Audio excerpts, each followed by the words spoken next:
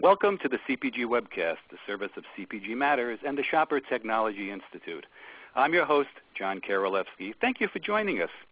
Today we're talking about customer data.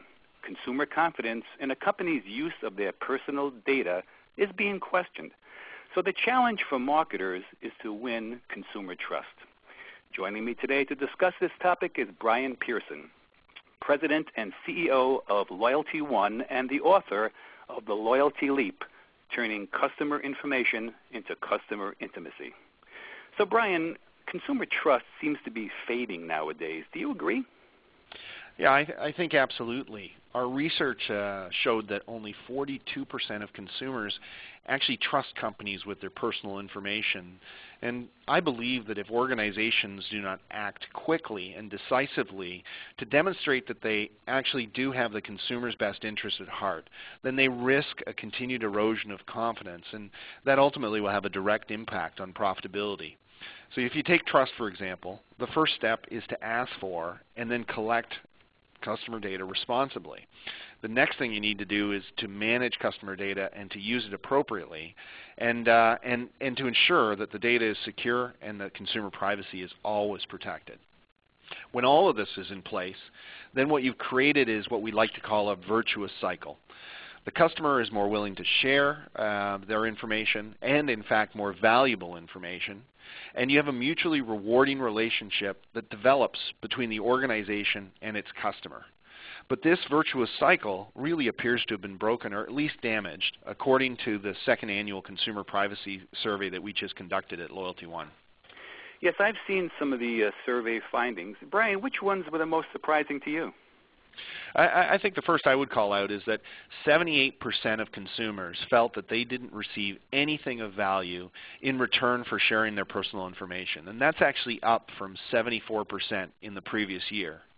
I think the second thing is that only 48% felt that companies actually used their personal data to better serve the consumer. And that, again, is showing a decline from 52% in 2011. And these results are really the siren call I was referring to previously for all data use marketers. Okay, well, speaking of siren calls, a recent news story told of a U.S. retailer that reportedly used advanced analytics to identify pregnant women for customized offers. Now, is that a smart use of data? I think the answer there is it depends. As reported by the media, this situation involved the father of a high school student who intercepted one of the retailer's direct mail offers. Clearly the father was unaware of his daughter's pregnancy, and so you can imagine the surprise and the ensuing discussions within that family. Now, that retailer's initiative, certainly to the quantitative folks in the audience, may well have been clever, but to other people it really crosses what we like to call the creepy line. So the fundamental question here is this an analytic and marketing breakthrough, or is it really an invasion of privacy? Okay, well, can you give us some other examples of clever and creepy initiatives? Well, sure. Say you're diagnosed with diabetes and you join a health program offered by a pharmacy, and you provide that pharmacy with your health history. The pharmacy then sends you offers on products that are recommended for people with diabetes. And I guess I'll ask you that question. Do you think that's clever, or do you think it's creepy? I'd say clever. Yeah. In fact, 76% of consumers that took part in our survey agreed with it. They said, absolutely, that's clever. So how about this one? You're browsing for a product online, and a few days later on an unrelated website, you see an ad for that product that you were browsing earlier. What do you think, clever or creepy? I don't like that one. I say creepy. Yeah, again, you're right, 68%. That's almost 7 out of 10 consumers that took our service said that's creepy. Well, it sounds like consumers respond differently to push and pull marketing in terms of tracking. Would you agree with that? Yeah, I think that the way we look at it is that consumers are much more comfortable with this idea of pull marketing. That is, when they actually request the data which is used to then provide a service in the moment, such as directions to a location, or I'm in a city and could you give me a restaurant recommendation which would be near me, or store locations. However, if the same offers are pushed out to them without being requested, then they're perceived sometimes as being intrusive. So how do you connect with customers in the right way? Well, you make what I call the loyalty leap. And in a lot of ways, this is a barrier-breaking concept. It requires actually releasing the power of customer data beyond the marketing department where it's historically been housed and setting it free across the entire organization, from purchasing to store operations and from the corporate office to the store clerk. We call this idea enterprise loyalty, and it really means creating a cosmic shift in the way that companies think about customers in their decisioning and strategy processes.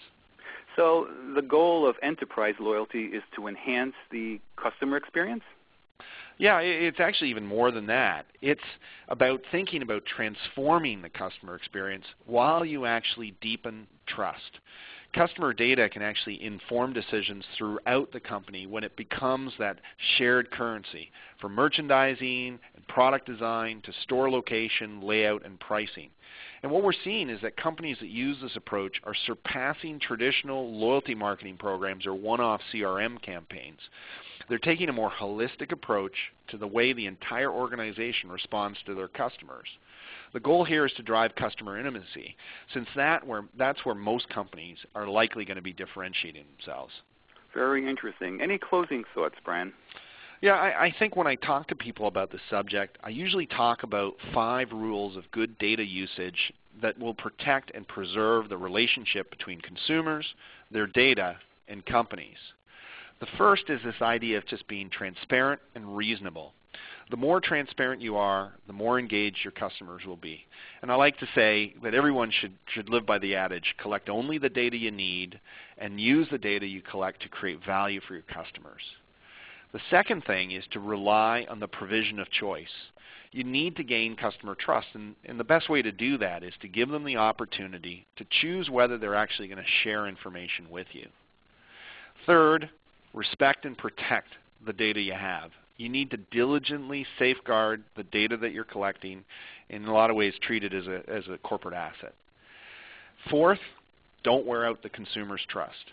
If your marketing efforts fundamentally annoy customers because they're too frequent or not relevant, then your customers are going to tune you out even if they don't structurally opt out.